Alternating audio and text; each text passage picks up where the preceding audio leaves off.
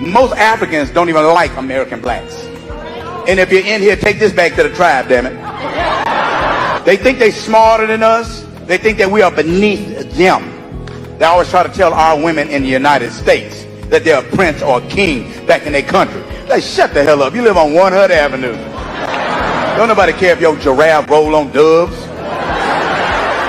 But you ever notice when you listen to African music, it gets in your soul. You start to hear the drums, you can't help but start moving. It's very unfortunate that he feels this way. What's even more unfortunate is that it's continental Africans that's out there making people feel this way. What I'm addressing is the word most. When you say most, you gotta understand how many people you're saying. Every person is a flower. So when you got over 1.5 billion people on a continent, to resolve them to all have the same thinking, that's very, very unfair. That's to say Jesse Lee Peterson represents every African American, and we know that it's not the case. Or let's just say any single person represents an entire group.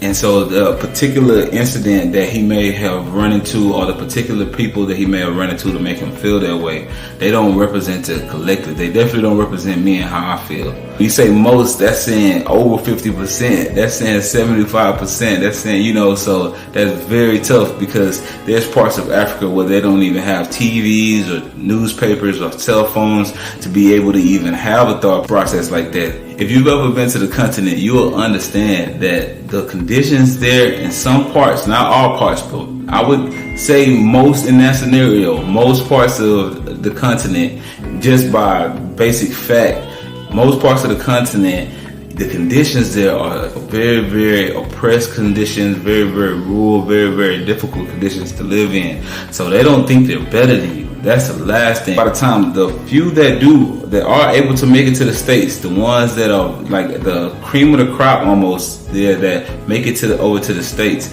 if they feel standoffish, it's because they've been told that you don't like them as well. So it's propaganda, it's just miscommunication that's been spread. Everyone knows the influence that African Americans have on the entire globe. Anywhere you go on the globe, their influence is imprinted upon the people there, because they have such amazing talent and such an amazing group of people, first and foremost. And then secondly, media from America is spread throughout the entire world.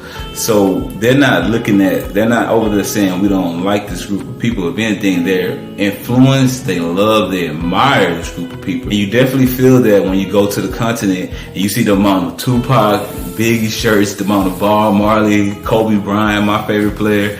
You see the amount of jersey. You see that when you go there, you see not only in that, because that's more on the cliche side of things, but when you go there, you actually feel the love. You're going to feel the admiration that they have for black people in America. It's not that either side has hate for each other. It's beautiful people on each side. It's beautifully melanated people on each side. It is miscommunication and the lack of communication, and that's the number one killer of progress. It's so unfair that we're not giving each other a chance in a lot of situations, opposed to we're just hearing what we've heard and we're just basing it off that. Now, I would actually get to know someone, get past the accent. Melanated people collectively are a tree, a large black tree. And if you have a large black tree, a blue tree, and a red tree, and you have black leaves spread about, where are you going to philosophically assume that those leaves are from? You're going to say those leaves come from this black tree, they didn't come from this red tree or this blue tree over here. Africa is the large tree for black people all over the globe. We may be spread throughout the globe. Unfortunate circumstances, by extremely unfortunate circumstances, but it's not to say that those black leaves are not from that black tree. So I wouldn't want us to base our identity or our collective strength off a few bad apples. Yes, there are bad apples out there. I'm not saying that there are not bad apples out there. Of course there are. It's bad apples no matter where you go in the world. There's going to be a few people that I just don't even know. But those few do not represent all.